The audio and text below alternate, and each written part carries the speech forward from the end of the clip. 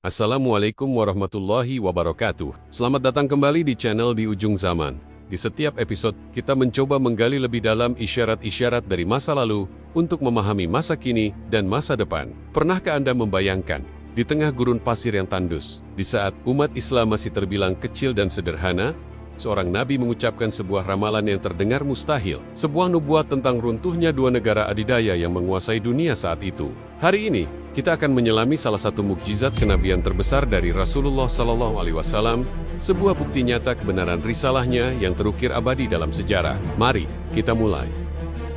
Bismillahirrahmanirrahim. Rasulullah SAW bersabda dalam sebuah hadis sahih yang diriwayatkan dari Abu Hurairah radhiyallahu anhu, إذا هلك كسرى فلا كسرى بعده وإذا هلك قيصر فلا قيصر بعده والذي نفسي بيده لتنفقن كنوزهما في سبيل الله. artinya, jika Kisra penguasa Persia telah binasa, maka tidak akan ada lagi Kisra setelahnya. Dan jika Kaisar penguasa Romawi telah binasa, maka tidak akan ada lagi Kaisar setelahnya. Demi zat yang jiwaku berada di tangannya, sungguh perbendaharaan harta mereka berdua akan diinfakkan di jalan Allah. Hadis ini diriwayatkan oleh Imam Bukhari dalam kitab Al-Jihad wa As-Sa'ir, hadis nomor 3027, dan At-Tirmidzi dalam kitab Al-Fitan, hadis nomor 2313.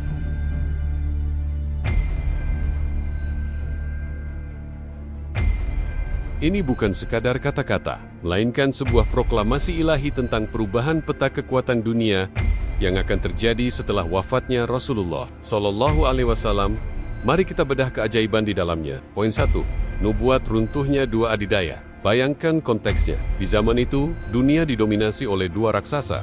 Kekaisaran Persia Sasanid di timur, dengan penguasa bergelar Kisra, yang terkenal dengan kemegahan dan kekuatan militernya. Dan di barat, ada Kekaisaran Romawi Timur, Bizantium, yang dipimpin oleh seorang kaisar, pewaris peradaban Romawi yang agung. Bagi bangsa Arab saat itu, kedua kekaisaran ini adalah simbol kekuatan yang tak tergoyahkan. Namun, dari lisan seorang nabi yang umi tidak bisa membaca dan menulis, keluar sebuah janji pasti.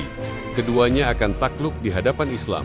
Poin 2. Persia, runtuh dan musnah selamanya. Nubuat pertama berbunyi, jika Kisra telah binasa, maka tidak ada lagi Kisra setelahnya. Ini bukan sekadar kekalahan, tapi kemusnahan total sebuah dinasti, dan sejarah membuktikannya dengan sangat presisi. Di masa kekhalifahan Umar bin Khattab radhiyallahu anhu, melalui serangkaian pertempuran legendaris seperti Perang Al-Qadisiyah dan Nahawan, pasukan Muslim berhasil meruntuhkan Kekaisaran Persia. Penguasa terakhirnya, Yazdegerd III tewas, dan setelah itu, tidak pernah lagi ada seorang pun yang memegang tampuk kekuasaan di Persia dengan gelar Kisra. Janji itu tergenapi. Poin 3. Romawi, kehilangan wilayah kunci secara permanen. Nubuat kedua sedikit berbeda.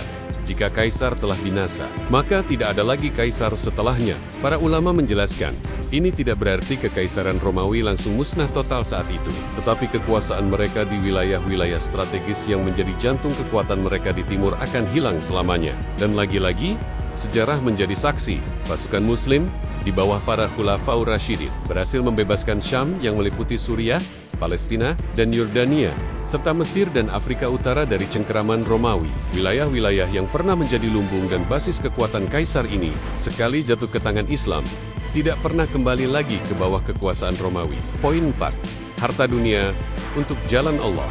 Bagian terakhir dari hadis ini adalah puncak dari keajaiban tersebut. Sungguh perbendaharaan harta mereka berdua akan diinfakkan di jalan Allah. Ini adalah janji tentang tujuan kemenangan itu sendiri. Ketika harta karun Kisra dan Kaisar yang tak terbayangkan banyaknya berhasil didapatkan, ia tidak digunakan untuk membangun istana megah bagi para khalifah atau memperkaya diri para panglima. Sejarah mencatat, harta rampasan perang itu seluruhnya dimasukkan ke dalam Baitul Mal kas negara dan didistribusikan untuk kesejahteraan umat, untuk menggaji tentara, membangun infrastruktur, dan yang terpenting, untuk membiayai dakwah dan perjuangan di jalan Allah.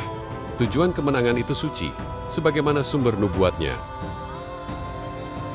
Saudaraku, hadis ini lebih dari sekadar cerita sejarah. Ia adalah penegasan bahwa janji Allah dan Rasul-Nya adalah benar. Ia adalah pengingat bahwa sebesar apapun kekuatan duniawi, ia akan rapuh di hadapan kehendak Allah.